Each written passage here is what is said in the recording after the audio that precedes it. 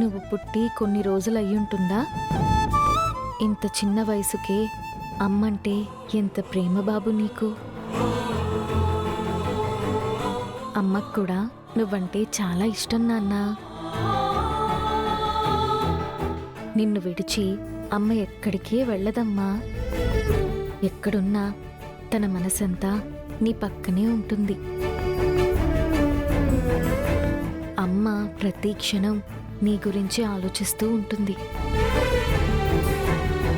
అమ్మ దూరం అయ్యి నువ్వు ఎంత బాధపడుతున్నావో, నీకు దూరం అయ్యి అమ్మ ఇంకా బాధపడుతూ ఉంటుంది.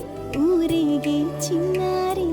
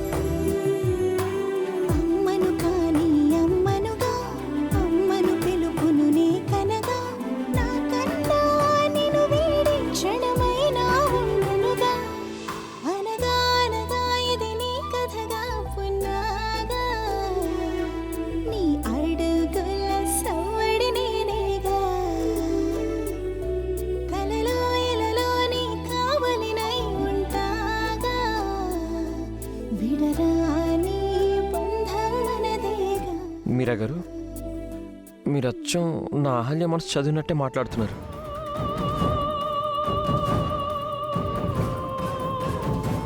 కొంపతీసి గౌతమ్ గారు నన్ను గుర్తుపట్టలేదు కదా? నా భార్య వెళ్ళిపోయింది అని మీకెవరు చెప్పారండి? సారీ సార్, గీతా మేడం గారు చెప్పారు. బాబుని జాగ్రత్తగా చూసుకోమన్నారు. వెళ్ళిపోయిన నా భార్య గురించి అలా ఎలా చెప్పారు?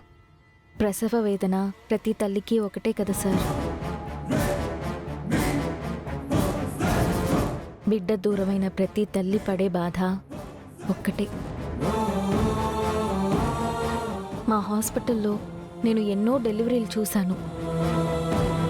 బిడ్డలకి దూరమైన తల్లులు, తల్లులకు దూరమైన బిడ్డల్ని చూశాను. అందుకే తల్లి దూరమైన ఈ బిడ్డ బాధని, బిడ్డని దూరం చేసుకున్న ఆ తల్లి బాధని అర్థం చేసుకున్నాను సార్. చాలా థ్యాంక్స్ మీరా గారు. మీలాంటి నర్సులు మా బాబుని చూడడానికి రావడం మా అదృష్టం.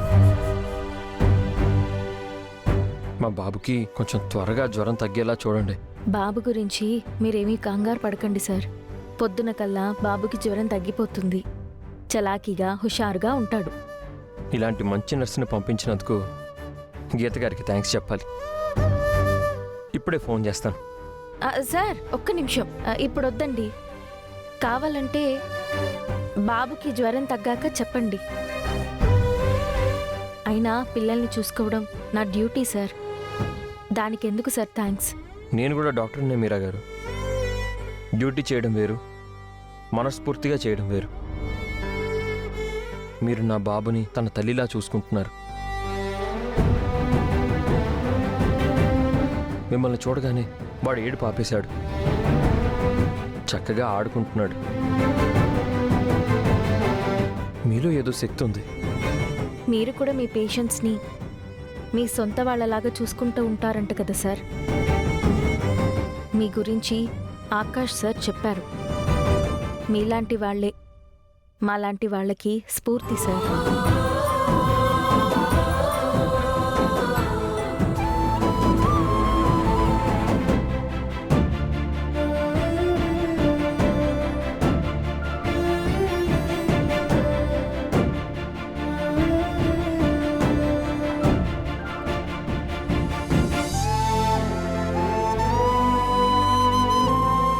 సరే మీరా గారు, బాబు నిద్రపోయాడు కదా, మీరు వాడి పక్కనే పడుకోండి.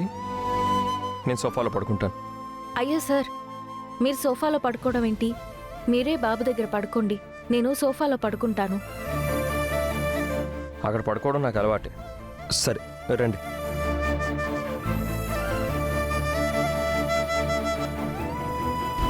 మీరు పడుకోండి.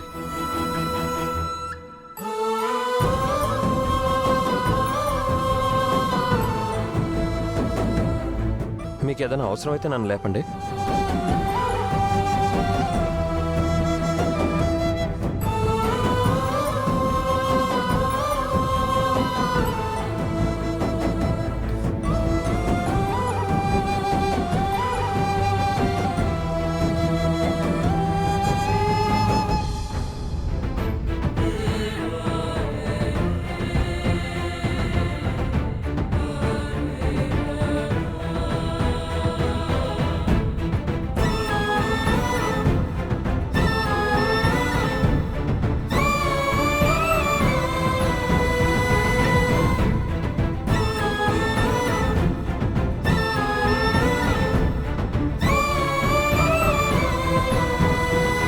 ఒకప్పుడు ఇదే గదిలో మనిద్దరం భార్యాభర్తలుగా ఉండేవాళ్ళమండి. కానీ ఇప్పుడు అపరిచితుల్లా ఉంటున్నాం. మీరెవరో నాకు తెలిసినా నేనెవరో మీకు తెలీదు. బాబు నన్ను గుర్తుపట్టాడు, కానీ నేనే నా మొహాన్ని చాటేస్తున్నాను.